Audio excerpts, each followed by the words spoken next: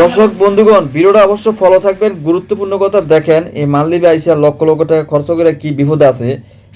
আগামী এই যে দীর্ঘত একদিন আগে আমার একদিন ফোন দিয়েছিল একজন লোক, সাউদি আরব থেকে আইসা পড়ছে দেশে, এক দালালের পরামর্শ দিছে, সেই বেড়ায় ভালো রানিং ব্যবস্থা রাখিয়া 2 লাখ টাকা বেতন পাইব, রিসোর্টের নামে থাকবো, সেই বেড়া টাকা পয়সা নিয়ে লোটে বইটা নিয়ে দিছে বেড়া। আরে শালা বিদেশ রে, বিদেশ 8 লাখ টাকা দিয়ে শালা আইলাম মালদ্বীপ। হ্যাঁ, দালালে কয় যে রিসোর্টের ভিসা, কত ইংলিশ কইয়া দেশ থেকে আমার মালদ্বীপ আনলো রে। আজকে আমার ফুলরে দিন কাটাইতাছি রে, ফুলরে শুয়ে তাও দিন কাটাই, ঠিক মতো খাওয়া পাই, কাম করলে পয়সা পাই না। এটা হইলো রিসোর্টের ভিসা বলে। হ্যাঁ, রিসোর্টের ভিসা এটা যদি হয় তাহলে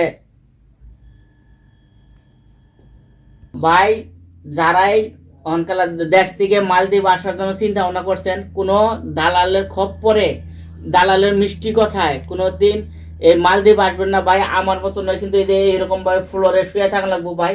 আমি আজকে 13-14 মাস ধরে আসছি ভাই, দেখেন এই এখানে ফ্লোরে শুয়েছি।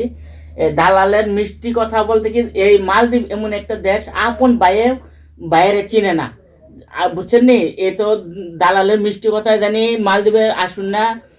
দালালে কিন্তু একবারে কনে কিছু কইয়া আপনার ভাইল বুল দিয়ে আপনার খালি একবার ধরাই দিতে পারলে শেষ। আর হইল গিয়া ভাই, এই মালদ্বীপ জামাল এই পেজটার আপনারা সবাই একটু ফলো দিয়ে রাখবেন।